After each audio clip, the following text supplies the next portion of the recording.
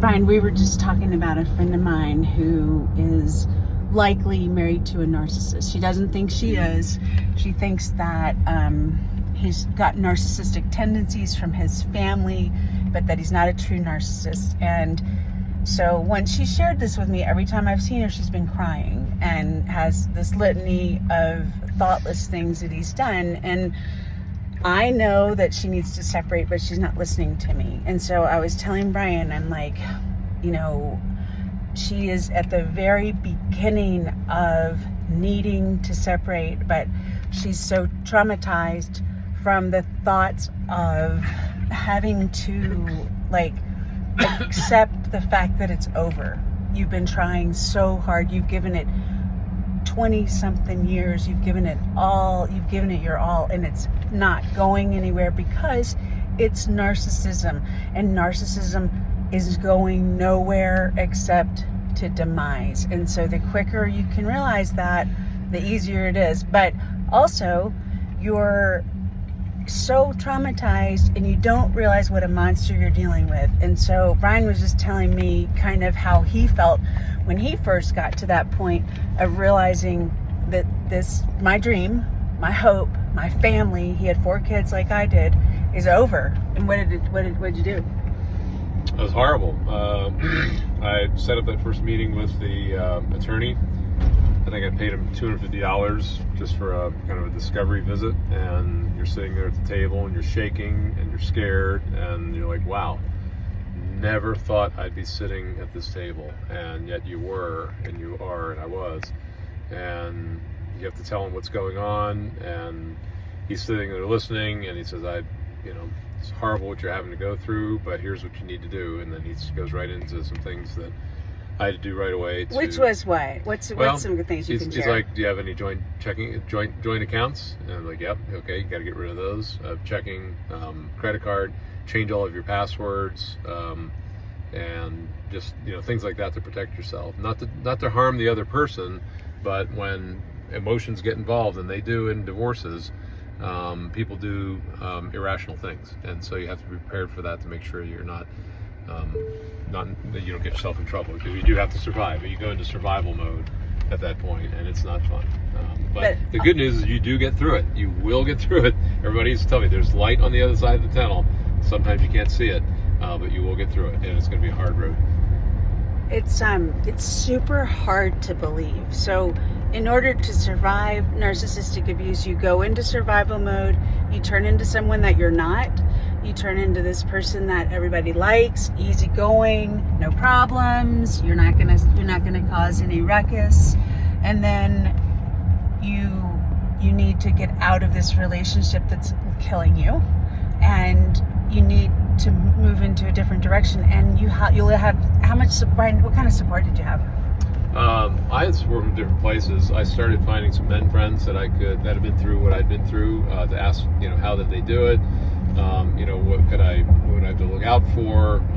Just to pray with them, just to talk with them. Sometimes I just talk for an hour on the phone and they just listen, So you need support from a same gender person. Don't go to a woman if you're a guy. If you're a woman, don't go to a guy. Go find, your buddy or your girlfriend if you're a woman, and get support from them, because otherwise things go down the wrong road. What was a surprising lack of support?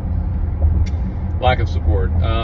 I had some men in Frederick that I confided deeply with on this, and they broke the confidence. That was very surprising. How did they break the confidence? It was a men's Bible study that we had a rule that whatever was said at the table stayed at the table, and it didn't. They ended up talking to my wife, and I had a meeting with them. I was like, whoa, how do you know this stuff and what's going on here? And that was pretty disappointing.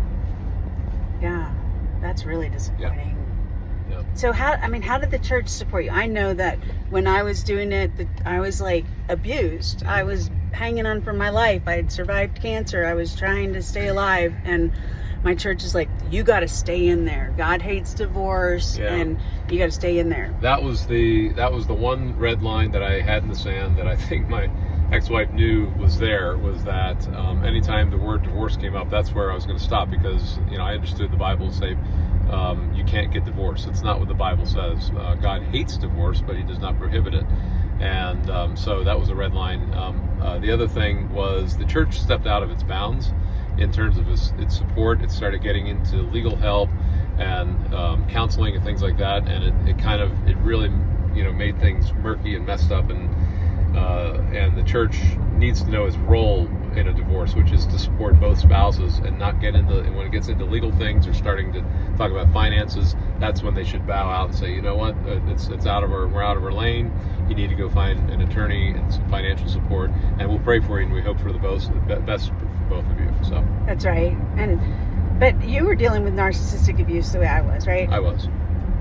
And I just think these churches were stepping in, counseling people with very, narcissistic abuse is life-threatening. It is, people die of it all the time, right? Domestic abuse, leads to death all the time. And these churches were in there just being like, no, you got to stay. And hopefully by now they've spent some time and gotten trauma-informed. Right. Yeah, I think they're moving along in that way, but they do have to be more deliberate about where that line is when they get out of their lane. I think the church doesn't want nobody wants divorce, but sometimes you have to because one of the parties will not take full ownership of their role and would lead up to that the dysfunction of the marriage. And if that's not going to change, then that's the only path. I mean, you definitely don't do it until you've had a lot of prayer. I became a divorce coach after all of this, and with all my clients, I'd say, have you been to counseling? Have you been in prayer? Have you been in church?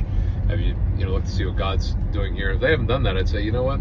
You go do some homework there and call me back in a couple months, and let's see where you're at. And some of my clients stayed together after they did something. I think it was really important. Why? Because you were like, you asked him if he had had a date in a while. There was one guy. I was like, having an initial conversation with him, and I said, so why are you getting her? Well, she says I don't do anything for her. I don't take her out on dates, and that's just not what I do. I don't do dates and all that. And I said, dude, let me tell you something. I'm 50-some years old, and if you thought that it was hard dating back when you were younger, try it when you're 50 and you got a little pounds on you and you got some gray hair and all that. It's a lot harder. So let me ask you this. I said, when you first met your wife, what did you do? Did you take her on a date? Well, yeah, we took her on a date. Did you take her on more than one? Oh, yeah, a couple dates.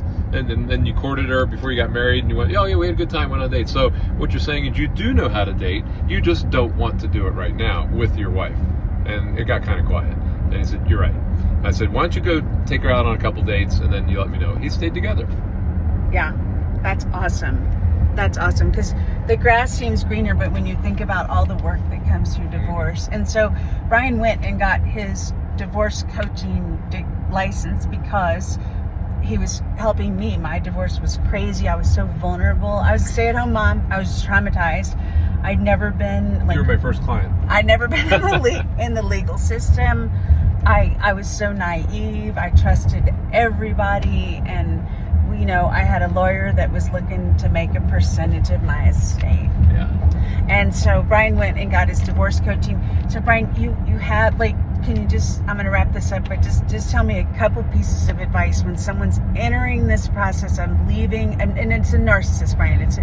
It's a monster. It's a servant of the devil who never loved, actually just housed a body and looked like love, so the whole thing would work out. And now it's over, and the mask comes off. And what does the victim, I hate to say, survivor need to do? Well, the first thing you have to understand is that the narcissist has spent the past 5, 10, 20 years, whatever it is, trying to make you feel like you're worthless, that you're not worth anything, you're not good enough, and that is not true.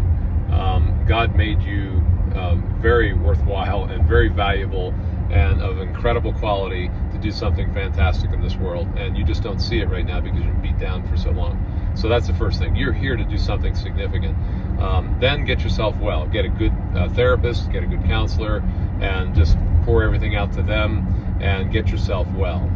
And it will take a long time. I still have baggage, I think, that I'm still getting rid of from those years. But start with that and learn to say no.